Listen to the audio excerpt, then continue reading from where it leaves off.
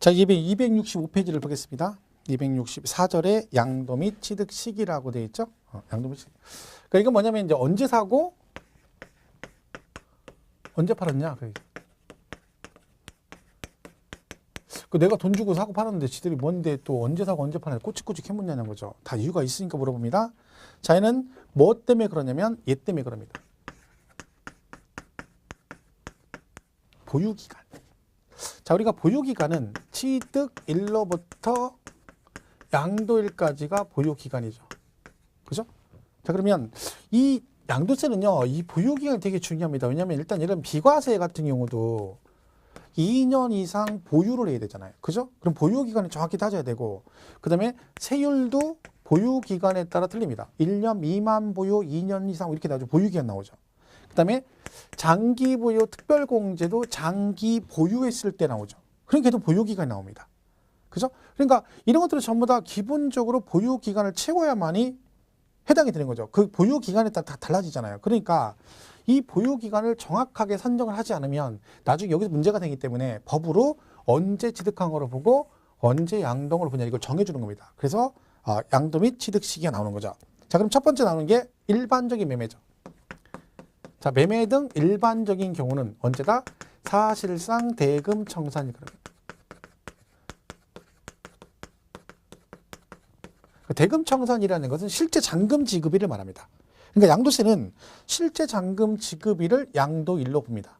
그러니까 여러분 보통 부동산 매매 같은 걸 하잖아요. 그러니까 얘는 지금 무슨 뜻이냐면 얘는 계약서하고는 관계없다는 걸 꼭 기억하셔야 돼요. 계약서랑 관계없다. 그러니까 무조건 뭘로 간다? 실제 잔금 지급일을 양도일로 한다. 그런 뜻입니다. 예를 들면 자, 계약을 했습니다. 개인간 거래를 계약하면 만약에 계약서의 잔금 날짜가 5월 25일이에요. 이날이 계약서 잔금 날짜. 근데 보통 우리가요.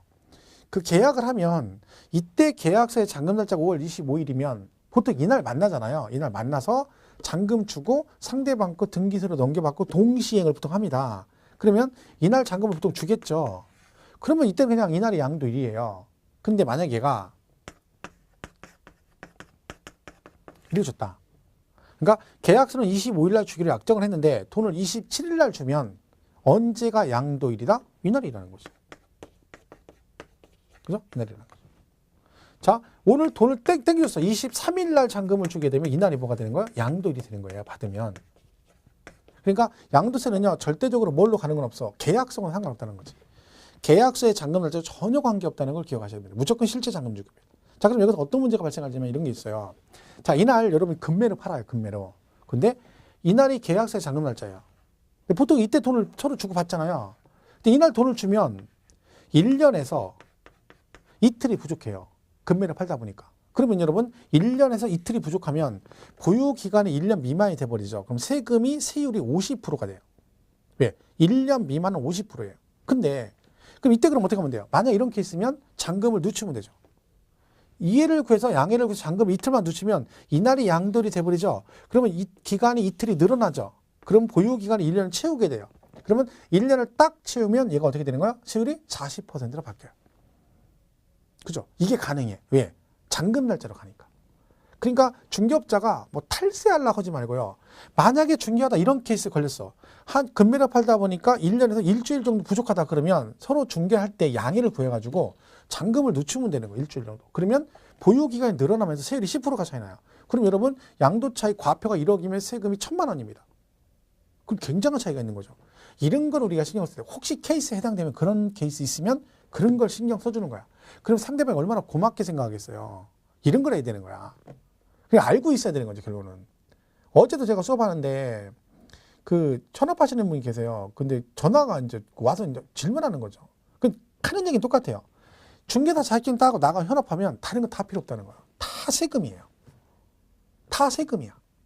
와서 물어보는 건 세금밖에 없는 거야. 그러니까 막 골 때리는 거야. 머리 아픈 거야. 왜? 학원 다닐 때 공부 안 하죠. 세법 공부 누가 합니까? 안 하고. 나가서도 안 하지. 근데 나가니까 맨날 세금만 물어봐. 뒤지게 공부했던 민법, 개론은 물어보지도 않아요. 중개사법 물어보지도 않고 뭐만 물어봐. 이거 파는데 양도세 어떻게 됩니까? 이거 파는데 어떻게 하면 양도세 어떻게 하면 이거 팔면 상수세. 이것만 물어본단 말이죠. 근데 알아야지. 공부도 안 했고 학원 다닐 때 공부 안 했고 몇 개 안 나오니까 나가서 공부 안 하는데 계속 그것만 물어봐. 머리 지나는 거지. 그때 살라니까. 이거 중요합니다. 양도세 같은 경우는 되게 중요한 거예요. 나가면 되는 이것만 물어봐. 여러분도 그렇잖아요. 집 팔러 가봐. 가서 뭐 물어봐. 본인이 잘 알지. 그죠? 잘 알아야 되는 거죠. 나가서 공부 더 열심히 해야 돼. 현업하시는 분들. 그죠? 자, 어쨌든 그래서 얘는 양도일이 중요하다. 그래서 원칙적으로 실제 잔금 지급일로 간다는 걸 꼭 기억을 하셔야 됩니다. 그죠? 자, 그러면 이런 케이스가 있어요. 자, 얘가 매매를 10억 했어요. 10억에. 그죠? 그럼 잔금날 10억이죠. 근데 얘가 조건이 뭐였냐면 갑이 양도를 해서 이렇게 하는데 얘가 살라고 하는데 얘가 안 판다는 거야. 왜? 얘가 팔라고 하니까 얘가 왜? 양도세가 많이 나서 안 팔게 돼요. 갑이요. 그러면 을은 꼭 사야 되겠어요. 그럼 방법 하나밖에 없죠. 을이 양도세 대신 내주기란 거야. 야, 그럼 알았어. 내가 양도세 1억 내줄게. 그죠? 그 대신 얘가 대신 내주기 한 거죠. 자, 그러면 11억을 주기로 한 거예요. 자, 그러면 자 보세요. 얘가 잔금을 10억을 5월 25일 날 줬어요. 그죠? 그리고 세금 1억은 1월 27일 날 줬어요. 돈을. 자, 그럼 얘는 양도일이 언제일까요? 자, 부동산 매매 가격은 10억이고 그 양도세 1억을 대신 내주는 조건으로 계약을 했단 말이에요. 그래서 돈을 주기로 했는데 10억은 25일 날 주고 나머지 1억은 27일 날 줬다는 거죠. 세금 1억은. 그럼 얘는 양도일, 즉 잔금 날짜 따질 때 양도일이 언제다? 이날이다. 얘는 아니다. 왜? 이거는 매매 대금이 아니잖아. 이거는 그냥 약정에서 지네끼리 세금을 대신 내주기란 거죠. 그러니까 잔금 지급일 판단할 때 이 대신 내주기란 양도세는 여기 포함된다 안 된다? 안 된다. 그런 얘기죠. 자, 보세요. 한번 읽어볼게요. 265페이지. 1번 원칙 대금청산일에서 자산의 양도 차익을 계산함에 있어 양도 또는 취득의 시기는 원칙적으로 당해 자산의 대금을 청산한 날로 한다. 이 경우 자산의 대금에는 해당 자산의 양도에 대한 양도세 및 양도세 부과세액을 양수자가 부담하기로 약정한 경우에는, 즉 매수가 부담하기로 약정한 경우에는 해당 양도세 및 양도세 부과세액은 제외한다. 뭔 말인지 아시죠? 그러니까 잔금 날짜 따질 때 얘가 대신 내주기란 이 세금은 이 대금 잔금 청산일에 얘는 포함된다 안 된다? 안 된다. 그 얘기입니다. 그 잘 같이 기억하시고요. 자, 넘어가면 미니 강의에 266페이지 맨 위에 대금 청산일이란 매매 계약서 등에 기재된 잔금 지급 약정일보다 매매 계약서 등에 기재된 잔금 지급 약정일을 우리가 뭐라고 그래요? 계약서상 잔금 지급일 그러죠. 요거보다 앞당겨 잔금을 받거나 늦게 받은 경우는 실제로 받은 날이 잔금 청산일이 된다. 결론은 무슨 얘기예요? 계약서의 잔금 날짜 상관없이 무조건 실제 잔금 준 날을 양도일로 보겠다. 이런 뜻입니다. 자, 예외 나오죠. 등기 또는 등록일죠. 1번 대금 청산일이 분명하지 않대. 대금 청산이 명확하지 않으면 등기 친 날을 양도일로 보고요. 그 다음에 대금 청산 전에 뭐 하면? 등기하면. 우리가 취득세 배울 때 취득 시기를 배웠습니다. 그때 뭐라고 말씀드렸냐면 등기가 나오면 무조건 뭐라? 비교해서 둘 중 빠른 날로 간다. 여기도 이걸로 가는 게 맞죠. 실제 잔금 지급일로 가는 게. 근데 등기가 같이 나오잖아요. 그럼 어떻게? 이 실제 잔금 지급이라고 등기 날짜 비교해서 둘 중에 빠른 걸로 가는 거예요. 항상. 그러니까 만약 얘가 23일, 22일 날 등기했어요. 돈을 이날 주고. 그럼 이날이 양도일인 거예요. 왜? 등기가 빠르니까. 24일 날 등기했어요. 잔금은 23일이고. 그럼 23일이라는 얘기야. 그죠? 그러니까 무조건 등기는 나오면 비교해서 빠른 날. 그래서 그 동그라미 2번에 대금 청산 전에 등기했대. 대금 청산 전에 등기했다는 얘기는 등기가 빠르다는 얘기지. 그럼 언제요? 등기신 날. 그죠? 이렇게 하는 거죠. 자, 특수한 결례라고 돼 있어요. 자, 1번에 장기 할부 조건이 나옵니다. 자, 요거는요, 여러분. 1번의 장기 할부 조건하고 오른쪽 5번의 수용이 나와요. 수용. 이 두 개는 다른 건 기억하시면 여기서 두 개 중에 제일 중요한 단어가 뭐냐면 이거예요. 어쩌고 저쩌고 중 빠른 날. 이게 제일 중요해요. 자, 무슨 얘기냐면, 자, 그 장기 할부 조건 보면 소유권 이전 등기 접수일, 인도일, 사용수익일 중 빠른 날을 양도일로 한다. 이렇게 돼 있고요. 수용도 보시면 대금 청산일, 수용 개시일, 그리고 소유권 이전 등기 접수일 중 빠른 날 이렇게 돼 있어요. 그러면 이걸 공부할 때 어떻게 하냐면 앞에 있는 예를 들면 소유권 이전 등기 접수일, 인도일, 사용수익 이건 몰라도 이게 꼭 나와야 되는 거야. 뭔지 몰라. 근데 어쩌고 저쩌고 중 빠른 날. 수용도 어쩌고 저쩌고 중 빠른 날 이렇게 되는 거죠. 자, 이 중 빠른 날 나오는 게 양도세는 두 개밖에 없어요. 장기 할부 조건하고 수용 두 개밖에 없어요. 그러니까 앞에 건 기억 못해도 무조건 걔가 나와야 돼. 무슨 얘기냐면 장기할부 조건 나왔는데 소유권 이전 등기 접수일, 인도일 또는 사용 수익일을 양도일로 한다. 그럼 틀린다는 거야. 왜? 이게 나오는 거야. 세 개 중에 제일 빠른 날. 그래서 이게 제일 중요합니다. 중빠른 날. 이거 꼭 기억해야 돼. 제가 이제 이거 강의할 때 전에도 말씀드렸지만, 그죠? 이거 중빠른 날 기억하라고 고전 유머 해가면서 이걸 강의를 했거든요. 고전 유머. 그래서 어떻게, 예를 들면 어떤 스님이 목욕탕을 갔는데 애들이 물장구 치고 노니까 스님이 뭐라 그래요? 얘 이놈들아, 공중도덕을 지켜야지. 누가 거기서 수영하지 물장구를 치니? 그러니까 애가 뭐라 그래? 아저씨가 뭔데 그래요? 그러니까 스님이 뭐라 그랬어? 나 이놈아 중이다 이놈아. 그랬더니 애가 뭐라 그랬어? 난 중3이다 이놈아. 그랬다니, 그죠? 왜? 중이다, 중3이다. 그 중, 그거 기억하라니까. 이렇게 했는데 나중에 문제가 나왔어, 이게요. 몇 년, 재작년인가 시험에 다음 중 양도 및 취득 시기로 틀린 걸 고르시오. 재작년 시험에 나왔어요. 정답 뭐였는지 아세요? 수용이 나왔어, 수용이. 수용 나왔어. 그럼 뭐 해야 돼? 중 빠른 날이면 정답이에요. 근데 뭐라고 나온 줄 아세요? 사업 인정 고시 이렇게 나왔어요. 그냥 무조건 틀린 거잖아. 그럼 중 빠른 날만 기억해서 맞추는데, 그냥 그것만 기억한다. 나는 중이다 이놈아, 나는 중3이다 이놈아, 이것만 기억하고 걔가 뭔지는 몰라. 돌아버리는 거지, 돌아버리는 거지.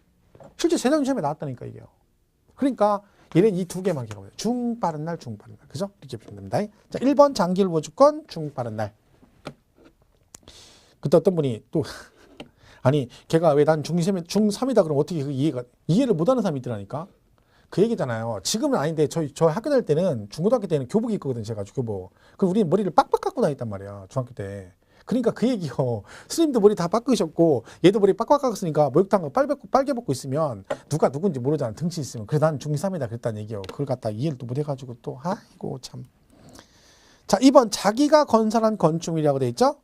자, 자기가 건설한 건축물은 뭐라고 돼 있어요? 사용 승인서 교부일이라고 돼 있죠. 그러니까 여러분이 직접 건물을 지었어요. 자기가 건설했어. 그럼 허가 받고 짓잖아요. 보통요. 그죠? 허가 받고 지으면 완공되면 뭐 해야 돼요? 자기 마음대로 사용하면 안 되고 우리 준공검사 받는다 하잖아. 그죠? 그러니까 준공검사 받고 나서 사용 승인을 받으면 그때 사용을 하다는 얘기죠. 그러니까 걔는 언제 각이다? 사용 승인서 교부일이다. 그런 거죠.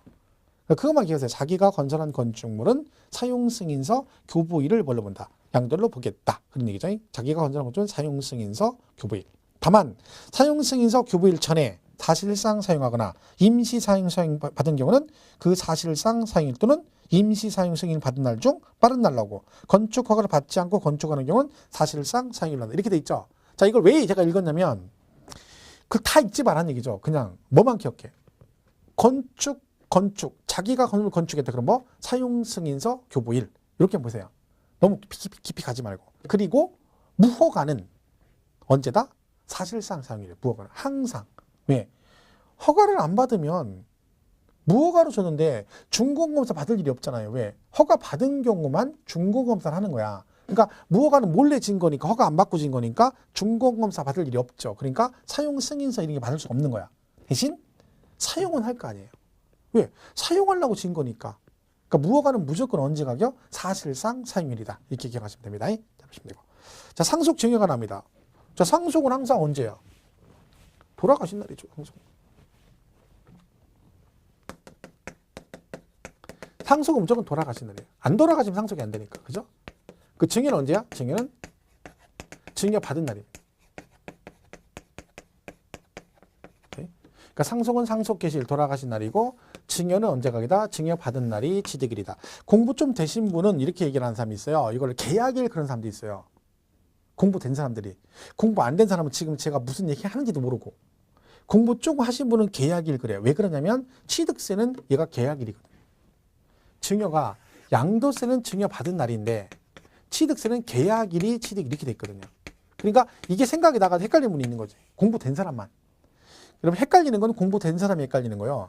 아무것도 아는 게 없으면 뭐 아는 게 없는데 뭐가 헷갈리겠어요. 그죠? 그러니까 공부를 열심히 해서 빨리빨리 헷갈려야 돼. 그리고 더 열심히 해서 그걸 확실하게 정리를 하면 시험 보러 가는 거야. 근데 아직도 수업을 들을 때마다 나는 뭐 헷갈릴 거 하나도 없어. 왜? 아는 게 없으니까. 자랑 아니에요. 그러니까 빨리 공부를 하셔야 돼. 자, 요거는 취득세고 요거는 양도세예요. 근데 이건 나중에 헷갈리면 정 안 되면 이렇게 하면 돼요. 줄긋기 하면 돼. 줄긋기. 긴 건 긴 것끼리 짧은 건 짧은 것끼리 하면 돼. 진짜 이 중에서 증여 받은 날이고 얘는 계약일이잖아요. 자, 그러면 증여 받은 날이 길죠? 자, 그럼 취득세하고 양도세 중에 어느 게 더 길어? 양도세가 더 길죠? 근데 뭐라 하냐면 취득세, 양도세 똑같네. 그러시면 안 됩니다. 양도세는 양도소득세지. 그러니까 양도소득세가 길잖아. 그러니까 긴 거, 증여받은 날 양도소득세. 계약일은 짧잖아요. 취득세가 짧죠? 짧은 거. 그래서 안 되면 짧은 건 짧은 거, 긴 건 긴 거 이렇게라도 기억해라. 그래서 계약일 그러면 뭐예요? 얘가 취득세인가 양도세가 헷갈리면 계약일이 짧잖아요. 그러면 짧은 게 어디요? 취득세. 증여받은 날이 길잖아. 그럼 뭐요? 양도소득세 이렇게. 그렇게라도 기억하시라. 자, 그래서 증여는 거기 보세요. 266페이지 맨 밑에 3번. 상속 또는 증여로 취득한 자산은 그 상속 개시된 날 또는 증여를 받은 날. 이렇게 돼 있죠? 보시면 돼요. 자, 오른쪽 4번은 점유 시효 취득 부동산이라고 돼 있어요.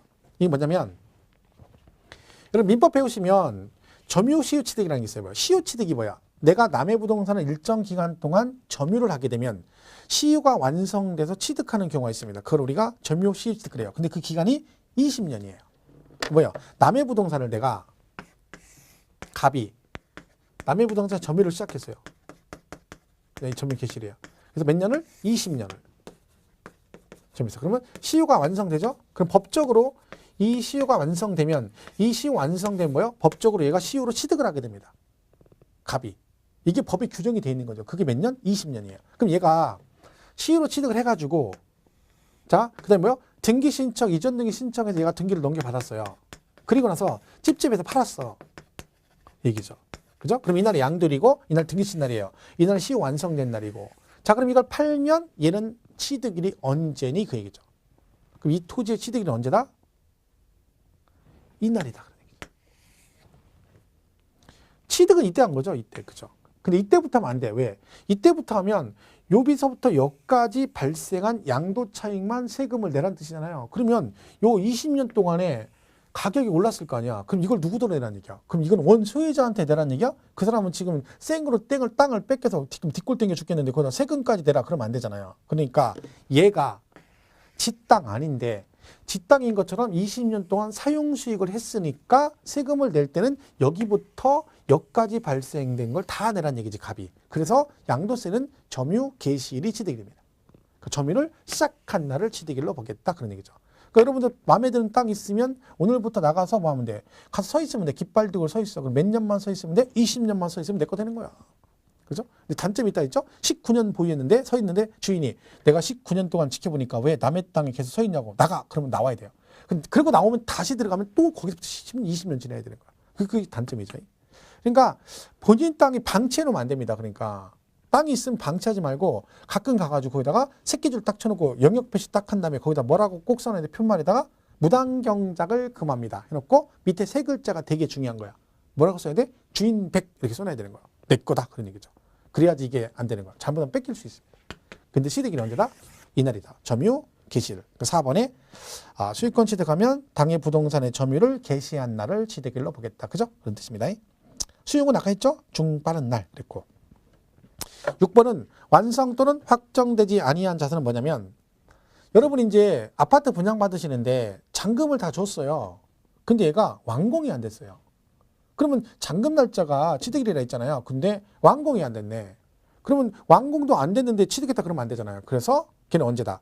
그 목적물이 또는 완성 또는 확정된 날이다. 즉 중공검에서 떨어진 날이다. 그런 얘기죠. 그래서 거기 6번 보시면 완성 또는 확정되지 아니한 자산을 양도 또는 취득한 경우로서 해당 자산의 대금을 청산한 날까지 그 목적물이 완성 또는 확정되지 아니한 경우에는 그 목적물이 완성 또는 확정된 날을 취득일로 보겠다. 그죠? 이렇게 되는 거죠. 그 다음에 뭐 7번은 이제 환지 처분에 의한 거 나오고 이렇게 쭉 나오죠. 근데 이 환지는 여러분 공법에서 아까 말했죠. 도시개발법 환지를 좀 배우시면 얘가 이해가 좀 빨라요. 그 제가 볼 때는 지금보다는 이제 심화과정 할 때 끝나고 심화과정 할 때쯤 되면 여러분이 공부 좀 하셔서 제가 환지 처분 얘기를 설명을 좀 하더라도 금방 이해가 될 것 같아요. 그래서 이게 뭐 지금 당장 안 해도 되는 거기 때문에 이거는 심화과정 때 좀 설명을 하겠습니다. 그럼 훨씬 이해가 좀 빠를 것 같아요. 그죠? 그래서 양도비 취득 시기는 그렇게 정리를 할 것 같습니다. 그 넘어가시고 268페이지 10번에 취득 시기 의제라고 나와 있어요. 자, 여러분 의제가 뭐예요? 아닌데, 그러니까 의제는 뭐야? 이걸로 본다 그런 뜻이죠. 그러니까 취득 시기 의제 뜻은 뭐야? 네가 이날 취득을 안 했는데도 이날 취득한 거로 보겠다 그런 뜻입니다. 해서 거기 보면 1, 2번 두 개 돼 있는데 자 1번 뭐라고 돼 있어요? 토지, 건물, 부동산에 관한 권리, 기타 자산. 제가 전 시간에 양도세 과세 대상 할 때 6개가 있는데 그 중에서 3개 그룹으로 나눠진다. 그거 꼭 기억하시라 했죠. 토, 건, 부기 4개 같이 가고 주식 따로 가고 하나가 파생상품인데 그 파생상품 신경 쓸 거 없다 했죠. 그러면 토지, 건물, 부동산에 관한 권리, 기타 자산 4개 묻고 주식 따로라 했잖아. 여기 보세요. 1번이 토, 건, 부기 4개고 2번이 주식이에요. 그럼 뭔 얘기야? 1번 4개 똑같고 주식은 틀리다는 거죠. 항상 이런 식으로 구분되니까 꼭 기억하셔야 돼요. 항상 주식만 따르고 나머지 4개 묶어간다. 자, 그러면 토건부기는 어떻게 한다는 거야? 1984년 12월 31일 이전에 산 거는 85년도 1월 1일 취득 안 했지만 취득한 거로 본다. 의제 취득시. 그러니까 여러분 1983년도에 토지를 사가지고 지금 팔면 그 토지의 취득일은 1983년이 아니라 85년 1월 1일로 보겠다는 거죠. 주식은 1년 늦어요. 85년 12월 31일 이전에 산 건 86년 1월 1일에 취득한 거로 본다. 그래서 취득 시기 의제가 그 뜻입니다. 그날 취득 안 했는데 취득한 거로 본다. 토건부기는 84년 12월 31일 이전에 산 건 85년 1월 1일 취득한 거로 보고 주식은 85년 12월 31일 이전에 산 건 86년 1월 1일 취득한 거로 보겠다. 해서 고기 간주 의제 취득 시기다. 이렇게 보시면 되겠죠. 자, 취득 시기는 그렇게 해서 그 정도까지 정리를 하겠습니다. 자, 이렇게 보시고. 자, 그 다음에 이제 넘어가면 270페이지에 양도세 계산 구조가 나옵니다. 양도세 계산 구조. 여기 한번 보겠습니다. 자, 요거는요, 그 계산 구조 순서 있죠? 270페이지. 그 순서 꼭 암기 반드시 하셔야 됩니다. 반드시. 겁먹을 거 없어요? 다 외우는 거 아니에요? 거기 과세표준까지 외우셔야 돼요. 과세표준까지. 중간에 있죠? 거기까지 무조건 이유 불문하고 외워야 돼요. 왜? 이게 시험에 나오거든요. 이걸 외우라고 그렇게 10배를 해도 그렇게 징그럽게 안 외웁니다. 외우라는 건 좀 외우세요. 하지 말라는 건 죽으라고 하고 외우라는 건 더럽게 죄송합니다. 굉장히 겁나게 안 외워요. 그러니까 하라는 건 해야지, 하라는 건. 그러니까 말 안 듣고 맨날 집에 가면 집에 애 말 안 들으면 저건 누구 닮아서 그렇게 말 안 듣는다고, 지 애비 닮아서 말 안 듣는다고 말도 안 되는 소리 하고 있는 거지. 엄마 닮은 거 엄마 닮은 거. 하지 말라는 거 좀 하지 마시고 거기까지 무조건 외우세요. 근데 이건 내용도 별거 없어요. 왜? 시험에 나온단 말이에요, 자주. 자, 순서 보세요. 팔았어. 그리고 뭐라 그래요? 양도 가액 있죠. 팔은 금액 있어. 근데 여러분 팔은 금액을 다 세금을 내는 건 아니죠. 왜? 내가 살 때 들어간 경비는 빼줘야 되잖아요. 그래서 경비를 빼줘요. 필요 경비. 자, 근데 말했죠? 팔았다고 세금을 내는 게 아니다. 항상 뭐? 팔아서 세금, 나도 남는 게 있어야 세금을 내요. 그래서 팔아가지고 뭐가 생겨야 돼? 그쵸? 차익이 생겼을 때만 세금을 낸다. 양도차익. 자, 그러면 이 양도차익을 다 내는 게 아니에요. 왜? 내가 오랫동안 부동산을 보유하면 그 오랜 기간 동안에 부동산 가격이 올라갔지만 거기에 뭣도 올라가? 물가도 같이 올라가기 때문에 그 물가 상승분을 일정 부분 차감해 주겠다 해서 공제해 주는 게 있다. 그걸 뭐라고 한다? 장기 보유 특별 공제 그럽니다. 말 그대로 장기간 보유하면 특별히 공제해 주겠다 해서 장기 보유 특별 공제.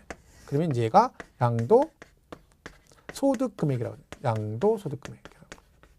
자, 여기서 요거는 말 그대로 장기간 보유를 해야 되고 그리고 특별 공제니까 차별을 합니다. 그래서 누구나 차별없이 다 해주는 게 있어. 뭐? 기본 공제. 양도소득 기본 공제라는 게 있어요. 이렇게 해주면 얘가 뭐요? 양도세 과세 표준이 됩니다. 이게 다예요.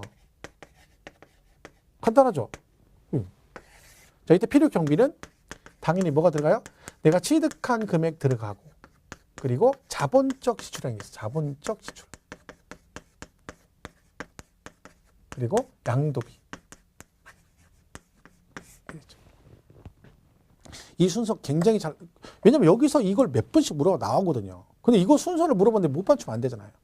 그죠? 그러니까 파는 금액에서 경비 빼고 남으면 세금을 내는데 그 남은 거 다 내는 게 아니라 일정 기간 오랫동안 보유한 물가도 올랐기 때문에 물가 상승분 빼주는 장기 보유 특별공제 그리고 차별 없이 누구나 해주는 기본공제 해주면 과세 표준이다. 시험에 그렇게 나온다니까. 이거 여러 번 나왔어요, 여러분 시험에. 그러니까 이걸 순서를 꼭 기억하셔야 돼요. 그리고 나서 내용에 들어가야 돼요. 이것도 못 외우고 나는 못 외워 그러면 안 되는 거죠. 자, 그럼 얘는 전부 다 실거래가 방식으로 하도록 되어 있습니다. 과거에는 기준시가를 같이 했는데 지금은 전부 다 실거래가 방식으로 적용하도록 되어 있어요. 원칙적으로. 자, 그래서 270페이지 그 가운데에 과표까지 꼭 기억하시고요. 자, 교재는 271페이지를 보시면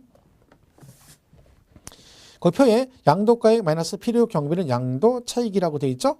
자, 그러면 양도가액 밑에 보세요. 1번 양도가액과 취득가액 적용해서 원칙 뭐라고 되어 있어? 실지거래가액 적용. 그렇죠? 양도소득세가 과세되는 자산의 양도차익을 계산할 때 양도가액 또는 취득가액은 양도 또는 취득 당시 양도자와 양수자 간에 실제로 거래한 가액을 한다. 그러니까 이거 둘 다 실제 거래 금액으로 양도차익을 계산하라. 그런 뜻입니다. 자, 2번은 넘어가시고요. 나중에 보시면 되고. 그 다음에 그 272페이지 3번에 예외의 추계조사 결정 경정이라는 게 있어요. 자, 얘는 잘 보셔야 돼요. 얘가 뭐냐면, 자, 보세요. 얘 있죠, 얘. 양도차익을 계산하는데, 얘가 실거래가, 얘도 실거래가를 하라겠잖아요. 근데 이 실거래가는 입증을 해야 돼요. 그럼 예를 들면 내가 10억에 팔았대. 그러면 내가 10억을 받고 팔았던 걸 입증을 해야 돼요. 그러면 입증할 때 대표적인 게 뭐겠어요? 내가 얼마에 거래했다는 걸 입증할 수 있는 가장 기본적인 방법은 계약서입니다. 계약서.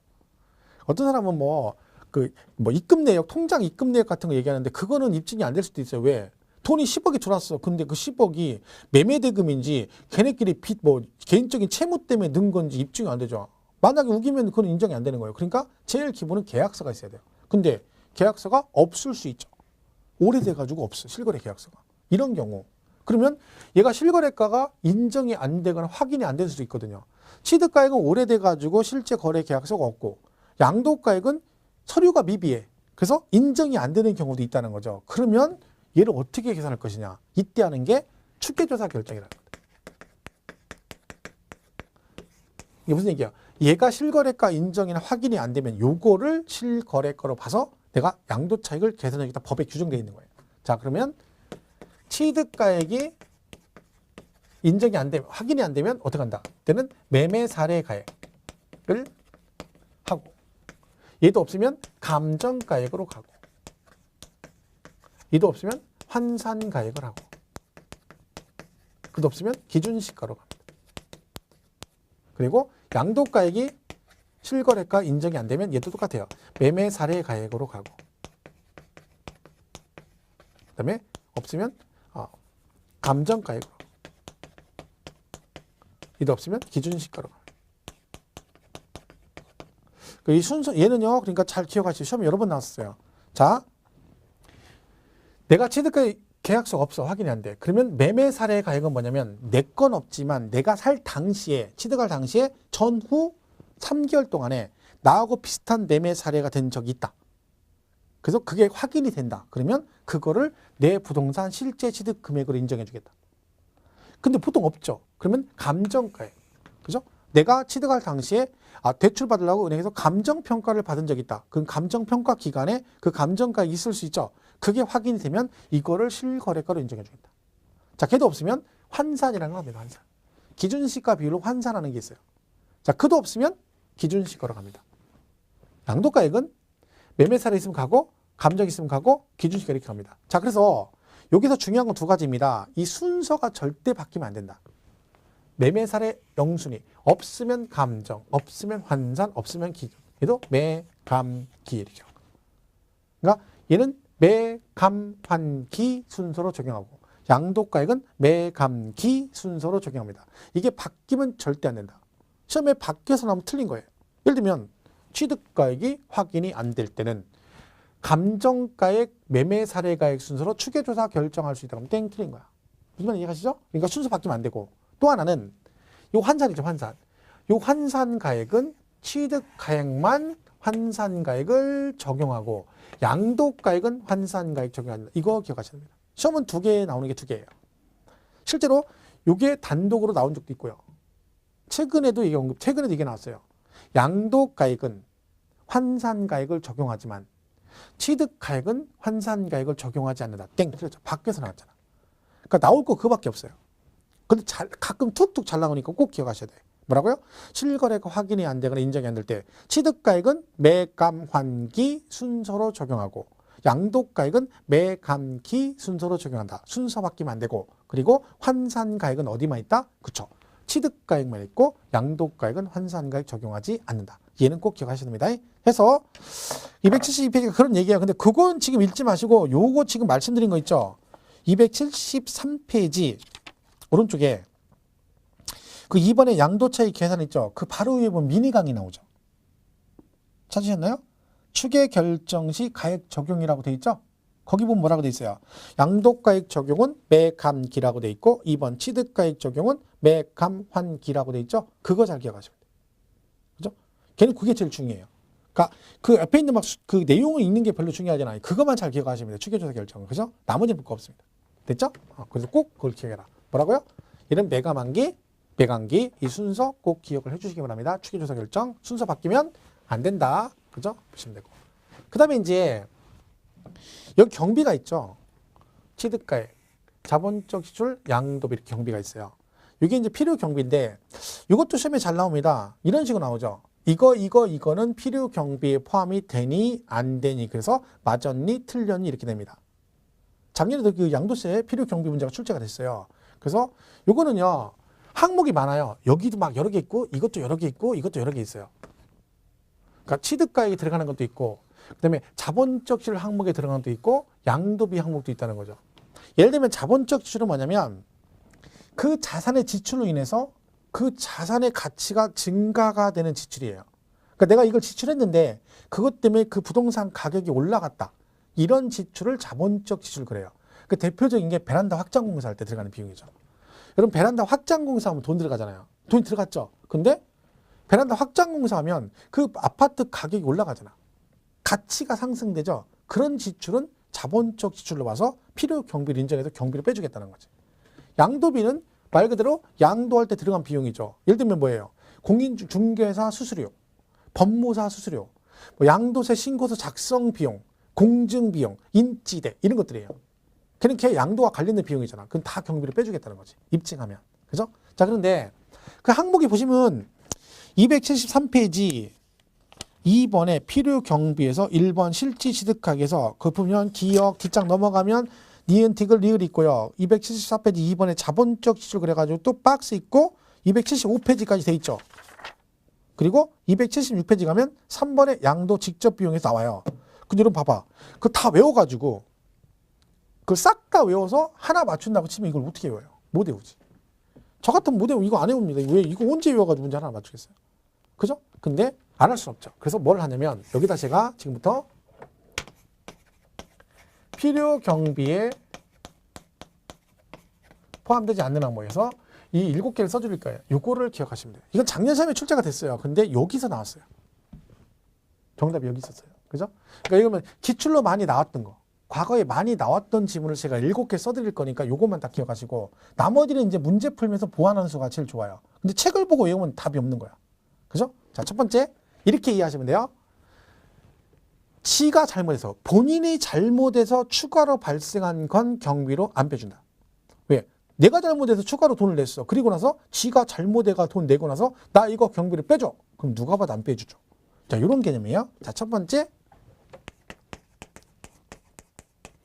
취득 관련 조세. 이건 나중에 요약집이나 그다음에 제가 심야 강의 바로 들어가면 프린트 한 장을 올려줄 거예요. 앞뒤로 된 거 요약해놓은 거. 그죠? 전체 요약해서 한 장으로 요약된 게 있어요. 그냥. 그죠? 그거 나눌 때 그러니까 그거 자꾸 읽으시면 돼요. 거기 다 써 있어요. 이거는. 자, 얘는 뭐예요? 취득 관련 조세 그러면 취득할 때 낸 세금이죠. 대표적으로 취득세와 등록세입니다. 자, 요거는 세금 낸 거기 때문에 경비를 빼줘요. 근데 이거에 뭐는 안 돼? 가산세는 안 돼. 왜냐면 취득세를 냈는데 가산세는 안 빼준다는 거지. 왜? 가산세는 뭐예요? 지가 잘못한 거잖아. 1,000만 원, 취득세가 1,000만 원이야. 근데 세금 신고 안 해도 가산세 200을 내, 1,200을 냈다는 얘기죠. 그러면 얼마만 빼줘? 1,000만 원만 빼줘. 왜? 200은 본인 잘못이란 거잖아. 그럼 안 빼줘. 그죠? 자, 두 번째, 보유 관련 조세도 안 빼줘. 왜냐면 생각해 보세요. 양도세 경비는요, 사고 팔고 남은 돈 세금 되는 거예요. 사고 팔고 남은 돈을. 그런 경비도 사고 팔 때 들어간 경비만 경비로 인정되죠. 근데 보유 관련 조세는요. 거래하고 아무 관계 없잖아요. 그러니까 재산세, 종합부동산세를 말하는 거예요. 그럼 여러분 생각해 보세요. 여러분 집 할 때 양도세 경비 빼줄 때 재산세 낸 거 빼줍니까? 아니죠. 걔는 거래하고 관계 없잖아. 그러니까 보유 관련 조세인 재산세, 종부세는 해당 사항 없습니다. 그다음에 대금, 지급, 지연 등에 따른 이자에 얘는 뭐예요? 그대로 가면 돼요. 대금 지급을 지연했대. 그리고 그에 따른 이자. 그럼 뭔 얘기하는 거야? 연체 이자를 말하는 거죠. 그러니까 여러분이 연체 이자를 내면 연체 이자는 누구 잘못이야? 본인 잘못이잖아. 내가 연체해가지고 이자가 추가로 발생한 거죠. 그러면 그 연체 이자 낸 건 경비로 안 빼주겠다는 거야. 자, 요 이자 얘기 나오면 두 가지를 기억하셔야 돼요. 하나는 이 연체 이자는 네가 잘못한 거니까 안 빼줘. 근데 이 이자 중에 경비에 포함이 되는 이자도 있어요. 뭐 당사자 약정에 의한 이자. 이게 뭔 얘기냐면 할부 이자예요. 그러니까 처음에 계약할 때 우리 할부 계약하잖아요. 그럼 어떻게 계약을 해? 계약 자체가 원금에다가 그 이자 포함하는 조건으로 계약을 하는 거잖아요. 그러니까 그 할부 이자는 처음부터 약정한 거니까 당연히 뭐예요? 걔는 경비에 포함이 된다는 얘기야. 그런데 그 할부를 내다가 연체해가지고 연체 이자가 추가로 발생하면 그 연체 이자는 본인 잘못이잖아요. 그러니까 인정이 안 되는 거야. 그러니까 이것만 기억하시면 안 되고 요게 나오면 뭐도 같이 기억해라. 이거는 연체 이자는 네 잘못이니까 경비에 포함이 안 되지만 당사자 약정에 의한 이자는 필요 경비에 포함이 된다까지 같이 기억하셔야 되죠. 그다음에 번째는 부당행위 계산에 의한 시가 초과입니다. 얘는 그냥 느낌상 딱 나오죠. 뉘앙스가 딱 볼 수 있잖아. 느낌. 이건 안 해오도 느낌으로 딱 알아야죠. 우리 노래도 있잖아. 그죠? 만날 수 없잖아. 느낌이 중요해. 난 그렇게 생각해. 뭐 이런 노래가 있어요. 그죠? 마찬가지로 우리도 느낌이 중요해. 뭐 여기 있죠. 부당행위 계산. 부당한 행위로 계산해서 시가가 초과했대. 뭔 얘기야? 세금 포탈 의도를 가지고 원래 시가보다 높은 금액으로 신고를 했다는 얘기죠. 그러면 그 시가 초과되는 부분은 부당행위잖아. 세금 포탈 의도. 그러니까 걔는 당연히 뭐예요? 경비를 인정해준다 안 해준다? 안 해준다. 그러니까 이거는 외우는 게 아니라 그냥 그래 느낌으로 그래 부당한 행위 세금 포탈 의도니까 계산 자체가 근데 그걸로 인해서 세금을 포탈할 목적으로 시가를 초과하게 되면 그 초과되는 부분은 당연히 인정을 안 해준다라고 인정하시면 돼요. 여자들은 맨날 그 쓸데없을 때만 뭐 감이 자기가 뛰어난 육감이 여자들은 육감이라는 게 속일 수가 없대. 그런 건 남편 의심할 때만 쓰지 말고 요럴 때 좀 하려면 이럴 때 이런 건 느낌이 안 온다고 그러고 그냥 쓸데없이 멀쩡한 남편만 육감이라는 쪽에서 막 지잡듯이 하고 나중에 아니면 아니네 미안해 이러고 끝나고 그런 것 좀 하지 마세요 제발 부탁인데 육감 같은 소리 하고 있네 육감 같은 소리 무슨 육감은 그리고 아니면 말아 이러면 안 돼. 개구리 사람들은요 개구리한테 장난으로 돌을 던지는데 개구리는 목숨을 걸고 피하는 거야.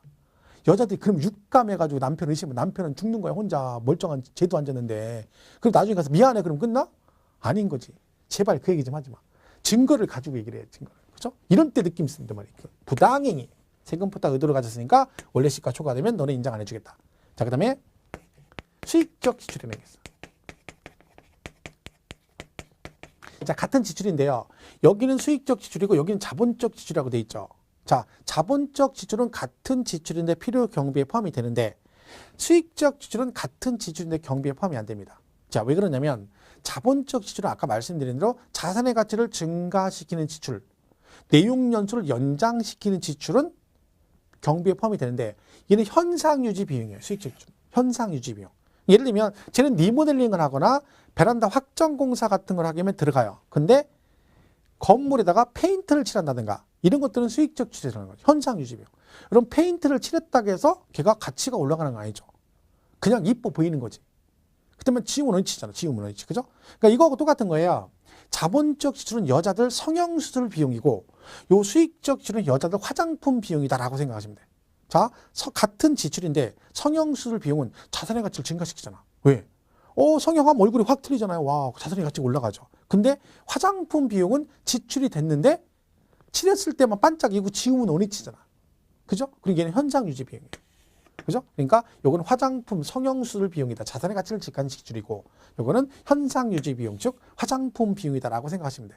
근데 내가 볼 때는 뭐 이거나 저거나 똑같습니다. 이것도 만만치 않아. 여자들은 수익적 지출도. 화장품 하나가 막 겁나 비싸죠. 무슨 막 이매네 막 박스 막 포장은 이만해. 근데 내용은 이만큼밖에 없어. 왜? 그 포장값이 완전히 그죠 사기죠. 저가 얼마 쓰지도 못해. 근데 그런 거 하나가 막 보통 막 기본 사면 5만 원, 10만 원. 쓰러지죠. 남자들은 스킨 로션 사면 스킨하고 로션 따로따로 쓰면 2년 써. 스킨만 한 번 쓰면 1년 쓰고 로션만 1년 쓸 수 있어. 그 2년 써. 그거 하나 사가지고 5만 원 주고 사면. 여자들은 막 무슨 제 와이프가 옛날에 무슨 이게 여기다 이렇게 뭐 칠하는 거래요. 아이셔도 칠하는 건데 색연필 좀 익성이 있어요. 근데 뭐 어디째래? 7만 원이래. 나 기절한 줄 알았어요. 와, 겁도 안 나요. 그 여자들은 하여튼 이것도 많이 들어. 현상 유지 비용도, 수익적 실도, 그죠? 장난 아닌 거지. 일어나 저러나, 그죠? 하여튼 여자들 화장품 그 조심해야 돼요. 옛날 그런 말이죠. 농담으로 여자들 산빨을 조심해라. 뭐 화장빨, 조명빨, 그다음에 뭐 화장빨, 조명빨, 사진빨 이거 조심하죠. 사진은 뽀샵을 너무 하게 되면 믿으면 안 되고, 그다음에 조명빨도 조심해야 돼. 여자를 처음 만날 때는 그 지하 카페 같은데 조명 어스름한 데 만나면 안 돼. 왜 거기서 만나면 막 이렇게 실루엣 처리돼가지고 여자들이 막 긴 머리, 생머리 있으면 다 이뻐 보여. 그리고 맑은 저기 대명천을 딱 나오면 깜짝 놀란다니까. 그죠? 그리고 화장빨 이건 뭐 지우면 원위치죠. 그죠? 깜짝 놀랍니다. 옛날에 그래 남자들이 그런다잖아. 지금은 다 확인하고 가지만 옛날에는 그런 거 없었잖아요. 그래 신혼여행 가가지고 처음으로 이제 여자 생얼을 보는 거죠. 그죠? 아침에 일어났더니 모르는 여자가 앉아 있는 거야 옆에. 누워 있는 거야. 깜짝 놀라잖아. 내가 방 잘못 들었나? 왜? 생얼 깜짝 놀라죠. 얼굴이 완전 날라가지고. 뭐 그런 얘기도 있었죠. 지금은 근데 다 확인하고 가니까 뭐. 그래 상관없지. 그죠? 그 다음에 양도 간접 비용. 그러면 직접 비용은 들어가는데 간접 비용 포함 안 됩니다. 그러니까 어느 게 직접 비용이냐 간접 비용 이건 구분할 필요 없어요. 그러니까 직접 비용은 예를 그대로 직접 들어간 비용이다. 간접 비용은 그런 거예요. 예를 들면 광고비, 접대비 같은 거죠. 그 왜 이제 뭐 가끔가다 뭐 팔 때 교차로 광고 내잖아요, 여러분. 그죠? 그럼 교차로 광고 내면 광고비가 들어가요. 근데 그 광고비는 양도 비용에 포함이 안 돼. 그건 인정 안 해준다는 거죠. 그런 건 간접 비용 그래요. 그러니까 아까 말한 직접 비용은 뭐 중개사 수수료, 공증비용, 인지대, 법무사 수수료 이런 걸 말하는 거야. 그죠? 보시면 되고. 마지막 하나가 이거죠. 필요 경비로 이미 산입된 금액. 그러니까 얘가 다른 소득 금액 계산할 때 이가 필요 경비를 이미 산입이 됐다는 얘기는 이미 포함을 시켰다는 얘기죠. 자, 그러니까 양도세 항목이 필요 경비 항목이 1,000만 원짜리가 있는데 얘가 종합소득세 계산할 때 이미 필요 경비로 산입 포함을 시켰다는 얘기는 이미 공제를 받았다는 얘기죠. 그러면 여기서 또 포함을 시켜주면 이중공제가 되는 거죠. 그러면 안 되는 거지. 그래서 지문상에 뭐라고 나오면 필요 경비로 산입된 금액 그러면 무조건보다 얘는 포함하지 않는다 그래야 됩니다. 왜? 이중으로 공제하는 거니까. 자, 작년 시험에 제가 그랬거든요. 이거 나오면 다른 지문 읽을 거 없다. 산입이란 말 나오면 포함하지 않는다 그러면 된다. 작년 그게 나왔어요. 점에. 정답으로. 그죠? 요거 필요 경비로 이미 산입된 것은. 그러니까 얘는 이미 공제 받았다는 얘기죠. 그러니까 여기서 또 공제하면 이중 공제니까 포함이 안 된다.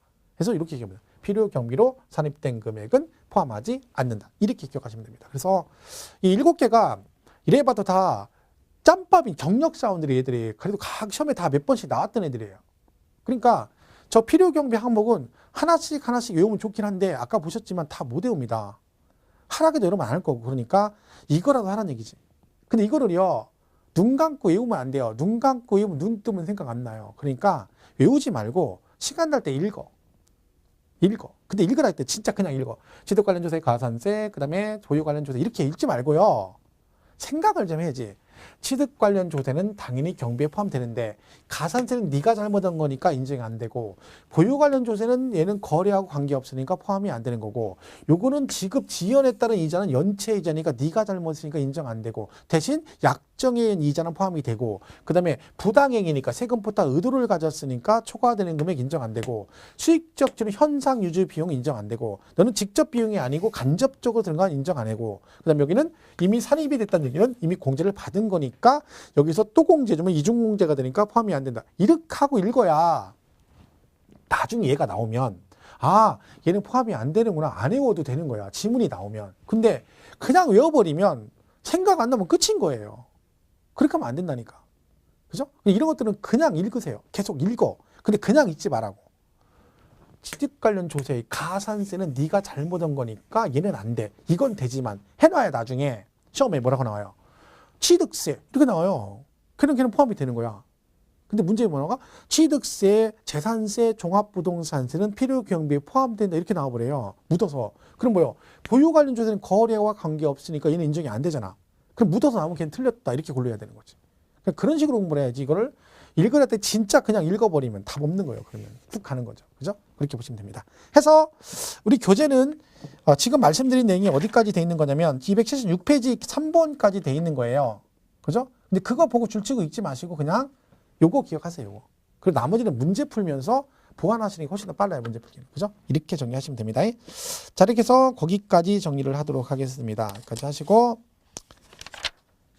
다음에 그 나머지 부분이 있죠? 그 따로 이제 이어서 정리를 하도록 하겠습니다. 여기까지 하겠습니다. 그래서 순서 꼭 기억하시고 그다음에 요거 포함하지 않는 거 읽으면서 꼭 정리를 하셔라. 그죠? 이렇게 보겠습니다. 여기까지 하고 명절 잘 보내시고 다음 주에 이어서 정리를 하도록 하겠습니다.